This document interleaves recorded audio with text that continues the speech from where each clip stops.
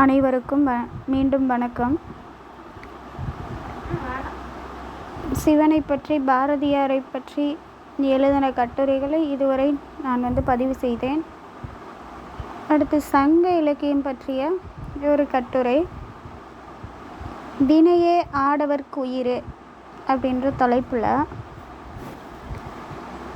தான் செய்கிற தொழில் தான் மனுஷனுக்கு முக்கியத்துவம் வாய்ந்தது, முதன்மையானது அப்படின்றத பற்றி சொல்கிற மாதிரி இந்த கட்டுரை. இதனை இனி நாம் பார்க்கலாம். வினையே ஆடவர்க்குயிரே. முன்னுரை. பண்பாடு என்பதற்கு காதல், வீரம், நட்பு, விருந்தோம்பல், ஈகை, கொடை என பல விரிந்துபட்ட பொருட்கள் உண்டு. ஒரு குறிப்பிட்ட சமூகத்தின் தனித்துவமான அடையாளத்தை வெளிப்படுத்துவது பண்பாடு. சங்க இலக்கியத்தில் தலைவனுக்கென இருந்த பல நற்பண்புகளில் முதன்மையானதும் முக்கியமானதும் வினை பண்பாடு. வினையை தலைவன் தனது உயிராக கொண்டு செய்த நற்பண்பை வழி வழியாக செய்யப்பட்டு வருகையில் பின்னாளில் அது அவ்வினத்தின் பண்பாடாகின்றது. மன்னர்களின் அப்பண்பாட்டை முல்லைப்பாட்டு நெடுநல்வாடை வழி நின்று ஆராய்வது இக்கட்டுரையின் நோக்கமாகும். வினையையே உயிராக கொண்ட தலைவர்கள். சங்க அக இலக்கியமான குறுந்தொகை ஒரு தலைவனுக்கு முதன்மையான சிறந்த பண்பு எதுவென்றால் அது அவனது தொழில் என்பதையும் அதில் அவன் காட்டும் முழு ஈடுபாட்டையும், வினையே ஆடவர்க்கு உயிரே, மனையுறை மகளிருக்கு ஆடவர் உயிரே என 135வது பாடலில் சுட்டும். ஏனெனில் தொழில் இல்லாத ஆண்மகனை எவரும் நாட மாட்டர் என்பதனை கருத்தில் கொண்டே ஆணுக்கு தான் செய்யும் வினையே முதன்மையானதாகவும் அவ்வினையை முதன்மையாக கொண்டவனே பெண்ணுக்கு உயிர் என்றும் மேற்கண்ட அடிகளில் குறுந்தொகை ஆசிரியர் சுட்டியுள்ளார். இன்பத்தை கருதாத பண்பு. போருக்கு செல்லும் மன்னர்கள் வீரர்களுடன் சில மகளிரையும் பொது மகளிரையும் தம்முடன் அழைத்து செல்லுதல் முன்னுள்ள மரபு. எனினும் முல்லைப்பாட்டில் வீர மகளிர் இடைக்கச்சில் வாளுடன் விளக்கேற்றிய நிகழ்வை குறுந்தொடி முன்கை கூந்தல் சிறுபுறத்து இரவு பகல் செய்யும் தின் பிடிங்கல் ஒள்வாள் விரவுவரி கச்சின் பூண்ட மங்கையர் நெய்யூமில் சுரையர் நெடுந்திரி கொளியி என முல்லைப்பாட்டின் 45-48க்கு இடைப்பட்ட வரிகள் சுட்டுகின்றது. இவர்கள் பாசறையில் விளக்கேற்றும் மகளிரே தவிர மன்னர்களின் இன்பத்திற்காக புணர்ச்சி கொள்வதற்கு கூட்டி வந்த மகளிர் அல்ல என்பது முல்லைப்பாட்டின் மூலம் தெளிவாகின்றது. மன்னர்களுக்கென எண்ணரும் பாசோடு இன்பத்தை கருதாத பண்பு. போருக்கு செல்லும் மன்னர்கள் வீரர்களுடன் சில மகளிரையும் பொது மகளிரையும் தம்முடன் அழைத்து செல்லுதல் முன்னுள்ள மரபு.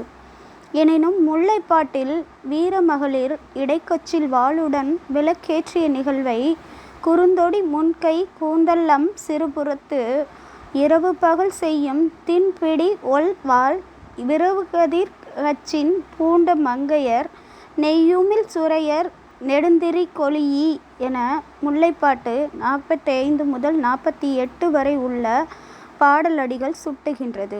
இவர்கள் பாசறையில் விளக்கேற்றும் மகளிரே தவிர மன்னர்களின் இன்பத்திற்காக புணர்ச்சி கொள்வதற்காக கூட்டி வந்த மகளிர் அல்ல என்பது முல்லைப்பாட்டின் மூலம் தெளிவாகின்றது. மன்னர்களுக்கென எண்ணரும் பாசறை பெண்ணோடு புணரார் என தொல்காப்பிய பொருளதிகாரம் கற்பியல் 34வது நூற்பா கூறிய பண்பாட்டை கொண்டவர்களில் முல்லைப்பாட்டு தலைவனும் ஒருவன் என்பதும் அவனது புற மகளிரிடம் இன்பம் கருதாத நற்பண்பும் சிறந்த பண்பாடாக இங்கு சுட்டப்படுகின்றது. ஏனெனில் போர் செய்ய வந்த இடத்தில் போரும் போரின் வெற்றியுமே அக்கால மன்னர்களின் மனதில் இருந்துள்ளது. அவர்களின் சிறந்த பண்பாட்டையே நமக்கு இச்செயல் காட்டுகின்றது. தலைவியினும் வினையே பெரிதென. தலைவியை விட தான் கொண்ட வினையே பெரிதென பட்டினப்பாலை தலைவனிலிருந்து வேறுபட்டு முல்லைப்பாட்டு தலைவனும் நெடுநல்வாடை பாண்டியனும் செயல்படுகின்றனர். முல்லைப்பாட்டு தலைவன் காதலியையும் நெடுநல்வாடை தலைவன் மனைவியையும் பிரிந்து வந்த இந்நிகழ்வு தன் மனைவியை விட நாட்டு மக்களே நாடே முதன்மை என்ற நற்பண்பாடு புலப்படுகின்றது. களவுத் தலைவனும் கற்புத் தலைவனும் போருக்கு வந்த இவ்விடத்தில் தத்தம் தலைவியரை பற்றி ஓரிடத்தில் கூட சிந்திக்கவே இல்லை.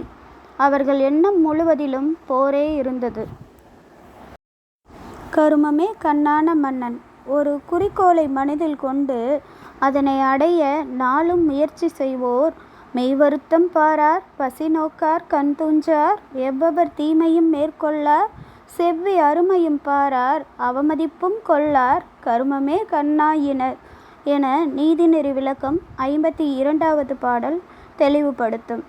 இதனை இத்தகைய எதனையும் மனதில் கொள்ளாது கருமமே கண்ணாகத் திரிவர் என குமரகுருபரர் சுட்டும் இவ்வடிகளுக்கு ஏற்ப நெடுநல்வாடை நூலில் மன்னன் கண் துஞ்சாது கொட்டும் மழையையும் பொருட்படுத்தாது, போரினால் தனக்குண்டான உடல் வலியையும் எண்ணாது, வாடை காற்றினால் உண்டாகும் குளிரையும் கருதாது, போரில் களிற்றை கொண்டு பெருஞ்செயல் செய்த வீரன் விழுப்புண் பட்டு கிடப்பதை காண தன் பாசறையிலிருந்து வெளிவந்ததை முன்னோன் முறைமுறை காட்ட பின்னர் களிறுகளம் படுத்த பெருஞ்செய் ஆடவர் ஒளிருவாள் விழுப்புண் காணிய புறம்போந்து என்ற நெடுநல்வாடை வரிகள் சுட்டும். இதில் மன்னனின் இரக்க உணர்வோடு போரில் தனக்காக விழுப்புண்பட்ட சக வீரர்களையும் விலங்குகளையும் மதிக்கும் நற்பண்பும் வினைப்பண்பாட்டின் மற்றொரு வடிவமாகவே காணப்படுகின்றது. ஏனெனில் மன்னன் முதல் நாள் போரில் விழுப்புண்பட்டவர்களை காணச் சென்று முகமலர அவர்களிடம் நலம் விசாரிப்பது மற்றுள்ள வீரர்களையும் குதிரை யானைகளையும் அடுத்த நாள் போரில் இன்னும் அதிக வெற்றி பெறவே தூண்டும் ஒரு செயலாகும். இது மன்னனின் கருமமே கண்ணான போரில் வெற்றியே ஒன்றான செயல் ஆகும். முற்றும் போரின் எண்ணமே.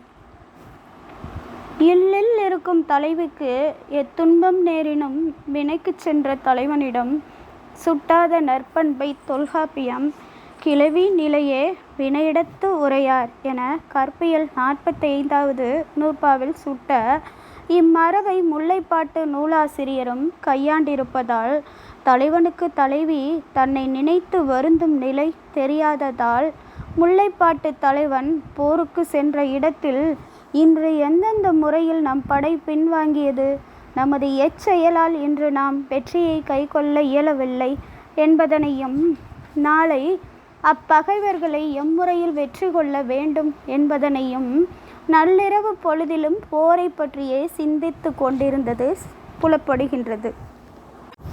முடிவுரை.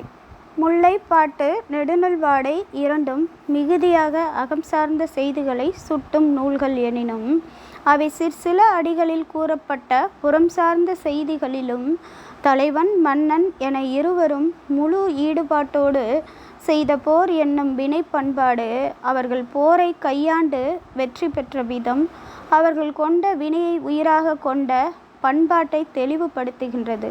நன்றி, வணக்கம்.